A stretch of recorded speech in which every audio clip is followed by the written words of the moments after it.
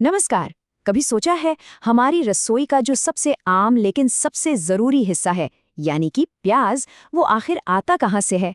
तो आज हम इसी प्याज के खेत से लेकर हमारी थाली तक के अनोखे सफर की कहानी को जानेंगे।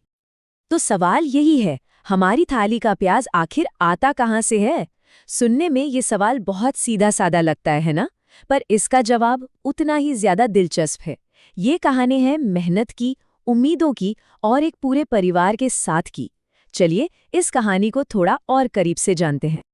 और इस कहानी को समझने के लिए हम मिलेंगे प्रेरणा और उसके परिवार से। इन्होंने इस साल अपने छोटे से खेत में प्याज उगाने का फैसला किया है। तो चलिए उन्हीं के नजरिए से इस पूरे सफर को देखते हैं। तो इस सफर का पहला पड़ाव है प्याज की कहानी, सीधे प्रेरणा की जुबानी। प्रेरणा बताती है कि उसके लिए खेत सिर्फ काम करने की जगह नहीं है, वो तो उसका पूरा परिवार है। मतलब वहां उसके माता पिता, चाचा चाची सब के सब मिलकर मेहनत करते हैं। और सच कहूं तो यही तो है भारतीय खेती की असली खूबसूरती। तो चलिए अब आते हैं दूसरे पड़ाव पर, जमीन में पहला कदम। तो ये पूरा प्रोसेस ना 4 स्टेप्स में होता है। सबसे पहले मिट्टी को एकदम भुरभुरा बनाया जाता है ताकि जड़ों को फैलने के लिए बढ़िया जगह मिले। फिर उसमें गोबर की खाद डाली जाती है ताकि मिट्टी को पोषण मिले। इसके बाद बीजों को सीधा खेत में नहीं, बल्कि पहले एक छोटी सी नर्सरी में उगाते हैं। और जब ये नन्हे नन्हे पौधे थोड़े मजबूत हो जाते हैं ना, तब जाकर उन्हें बड़े खेत में एक एक करके लगाया जाता है। ठीक है, पौधे लग गए। अब आता है तीसरा पड़ाव, पौधों की देखभाल। अब देखिए, प्याज के पौधों के साथ साथ ना कुछ अनचाहे मेहमान, कह लीजिए दुश्मन भी बड़े होते हैं। प्रेरणा की माँ इन्हें खरपतवार कहती हैं। ये वो जिद्दी पौधे होते हैं जो बिना बुलाए ही फसल का हिस्सा बनने चले आते हैं। पर सवाल ये है कि इन खरपतवारों को हटाना इतना जरूरी क्यों है? भाई बात सीधी सी है, अगर इन्हें नहीं निकाला गया तो ये प्याज के हिस्से का सारा खाना पानी खुद ही खींच लेंगे और नतीजा पूरी की पूरी फसल कमजोर पड़ जाएगी। इसीलिए ये निराई गुड़ाई का काम सबसे जरूरी कामों में से एक माना जाता है। और अब आता है वो वक्त जिसका सबको इंतजार रहता है, चौथा पड़ाव, फसल काटने का समय। और ये सबसे जरूरी काम है।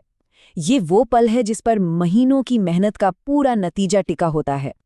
जैसा कि प्रेरणा के पिताजी कहते हैं, अगर प्याज सही समय पर नहीं निकाले गए तो वो जमीन के अंदर ही सड़ जाएंगे और हमारी सारी की सारी मेहनत बेकार हो जाएगी। सोचिए, यही वजह है कि इस काम में एक पल की भी देरी नहीं कर सकते। पूरा का पूरा परिवार एक साथ खेत में उतरता है, क्योंकि यहाँ हर एक हाथ कीमती है। फसल कट गई है, लेकिन कहानी अभी खत्म नहीं हुई। अब शुरू होता है पांचवा पड़ाव, खेत से मंडी तक का सफर। तो खेत से निकलने के बाद क्या होता है? सबसे पहले प्याज को लगभग 1 हफ्ते तक किसी छायादार जगह पर सुखाया जाता है ताकि उसकी सारी नमी निकल जाए। जब वो अच्छे से सूख जाते हैं तब उन्हें बोरियों में भरा जाता है और फिर अगले दिन पिताजी ट्रैक्टर पर इन बोरियों को लादकर मंडी के लिए निकल पड़ते हैं। और जरा ये सोचिए, जब प्रेरणा और उसका भाई स्कूल के लिए निकलते हैं तो रास्ते में उन्हें अपने पिताजी उस भीड़ भाड़ वाली मंडी में दिखते हैं। वो अपनी मेहनत का फल बेच रहे होते हैं।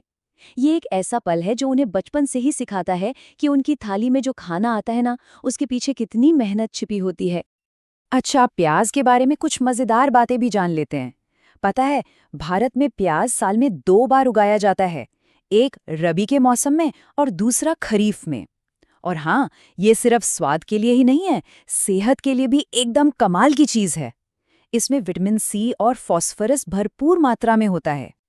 तो ये तो हुई प्याज की कहानी। पर एक सवाल मन में आता है, क्या हर फसल की कहानी ऐसी ही होती है? चलिए इसे समझने के लिए धान और गेहूं से इसकी तुलना करके देखते हैं।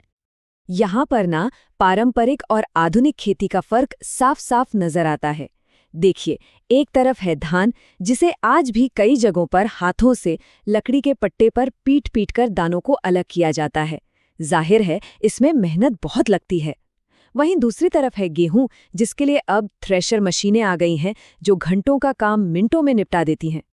तो ये ठीक खेत से लेकर हमारी थाली तक प्याज के पहुंचने की कहानी। ये कहानी है मेहनत की, धैर्य की और एक परिवार के प्यार और साथ की। अगली बार जब थाली में प्याज दिखे तो शायद एक पल के लिए उस किसान परिवार के बारे में सोचा जा सकता है जिसकी महीनों की मेहनत हमारे खाने का स्वाद बढ़ा रही है। खेत से थाली तक का ये सफ़र जानने के बाद क्या अब उस प्याज को उसी नज़र से देखा जाएगा?